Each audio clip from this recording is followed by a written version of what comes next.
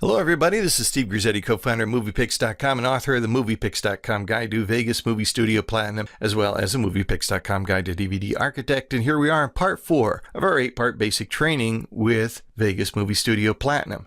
Now, we've got our project going, we've learned how to gather our media and to add them to our timeline. It's time to start adding effects to our movie. And there are a couple of ways to do that.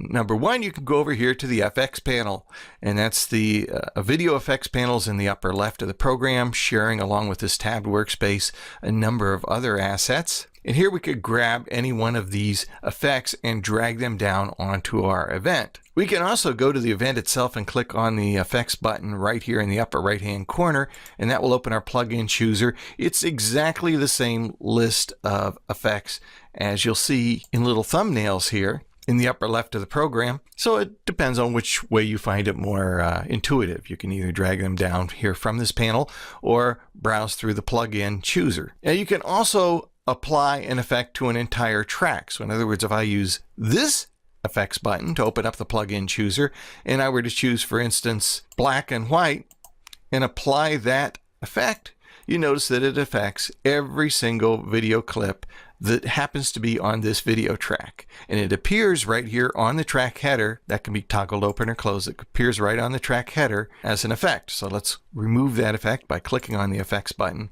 going up here to the video track effects dialog window and clicking remove plugin. So you can apply to an individual event or to every video on a particular track. Or if you go up here to the upper right and go to the preview window, you'll see that there is a video output effect. And if I were to have a pretty complicated movie laid out on my timeline, I can choose from the plugins and apply the same effect, so for instance, Spherize, to my entire movie. And now that would be applied to every single video clip on the entire movie.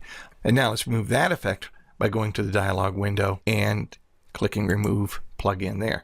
Now you notice there's also the audio equivalent. You can add an effect to an audio track. You can apply it to an individual audio event on the timeline, or you can apply it by going over here to the master meter, and you can click on effects there and apply it to your entire movie. Now, one other way to apply an effect is to pre-apply the effect before you add the clip to your timeline. So in other words, if you apply a media effect, you're applying it to the base media here, it will be pre-applied whenever you use that particular clip in your movie. Well, where's that an advantage?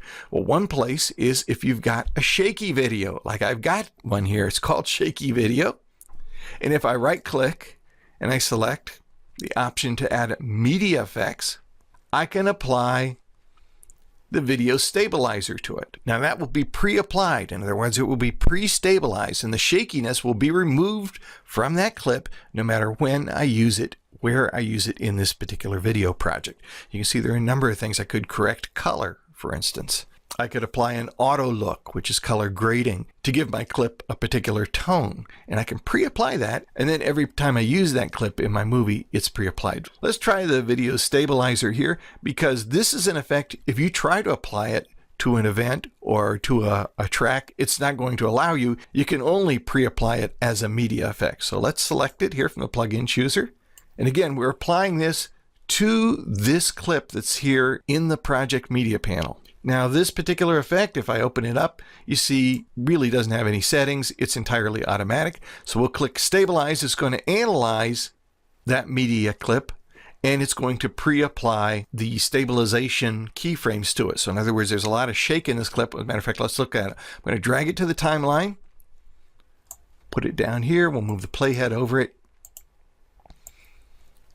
And I'm going to turn off temporarily the effect by unchecking it here in the dialog window.